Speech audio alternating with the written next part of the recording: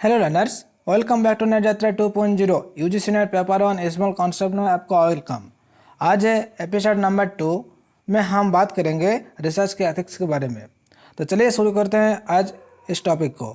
तो learners, research ethics का main M होता है, क्या होता है, जो एंश्योर करना होता है क्या रिसर्च ट्रूथफुली, रेस्पॉन्सिबिलिटी और विदाउट हार्म किया जाए, यानी किसी को हार्म आपको नहीं ना करके कैसे हम लोग एक ट्रूथफुल रिसर्च अच्छे रिसर्च करते हैं उसके बारे में।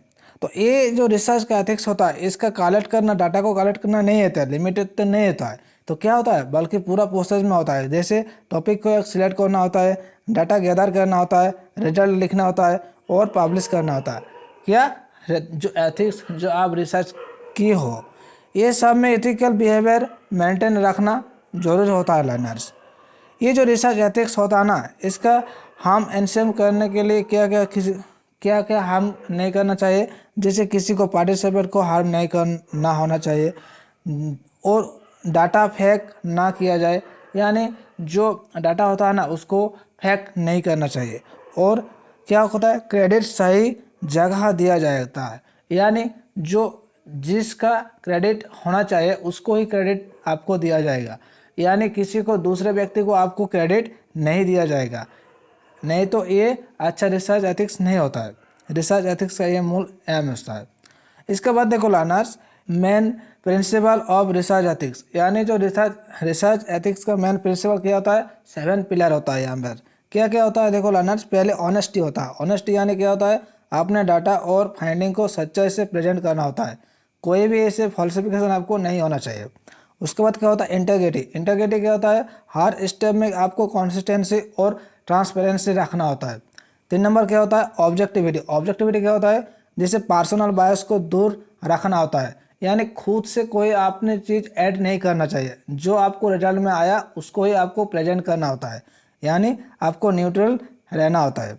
4 नंबर में क्या होता है, रेस्पेक्ट फॉर इंटेलेक्चुअल प्रॉपर्टी, यानी आप जिसका प्रॉपर्टी संपत्ति को आप यूज कर रहे हैं ना, उसको आपको रेस्पेक्ट करना होता है, यानी दूसरे को आप कम कॉपी करना चाहिए, यानी प्रॉपर सिटेशन आपको देना होता है।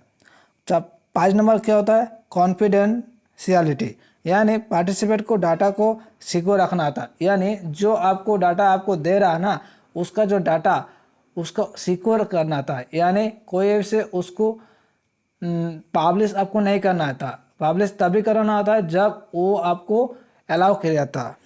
इसके बाद देखो सोशल रेस्पॉन्सिबिलिटी, यानी ऐसे आपको रिसर्च करना होता है जो सोसाइटी के बेनिफिट को हो सकता है।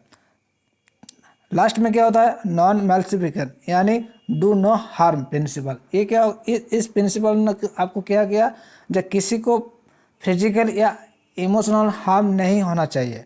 तो ये था लर्नर्स रिसर्च एथिक्स का 7 पिलर। इसके बाद देखो लर्नर्स, जो इम्पोर्टेंस ऑफ रिसर्च एथिक्स, यानी जो रिसर्च एथिक्स होता है ना, इसका क्या क्या इम्पोर्टेंस होता है। जैसे हम लोग क्या होता है, रिसर्च की क्रेडिबिलिटी होता है।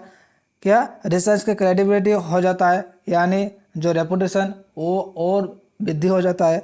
रिसर्च मोर ट्रस्टवर्दी होता है, बनता है, यानी जो रिसर्च कर रहा है ना उसको सभी उसको मानता है, उसको आइडियल होता है।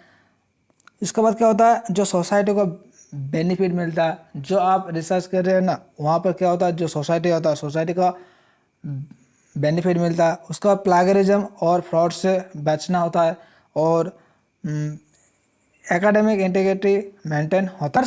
आज हमने समझा रिसर्च एथिक्स के बारे में। तो ऐसे स्मॉल पावरफुल कॉन्सेप्ट पाने के लिए सब्सक्राइब करो नेट यात्रा 2.0। और आप याद रखना, डेली 12 PM हम ले आते हैं एक न्यू कॉन्सेप्ट के साथ, जो यूजीसी नेट पेपर 1 में आपको मस्ट स्कोरिंग करने के लिए बहुत ही ऐसे आपको हेल्प करता है। तो वीडियो पसंद आया तो उसको लाइक करो एंड कमेंट करके बताओ अगले दिन कौन सा वीडियो चाहिए आपको। तब तक थैंक यू।